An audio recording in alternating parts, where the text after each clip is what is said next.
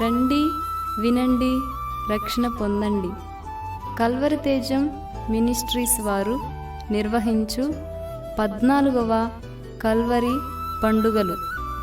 ముఖ్య ప్రసంగికులు brother G Ravikumar గారు Ongole, brother Johnson గారు కొండేపి, పాస్టర్ కె.ఎస్. జానుబాబు గారు షకీనా మినిస్ట్రీస్ చెన్నై.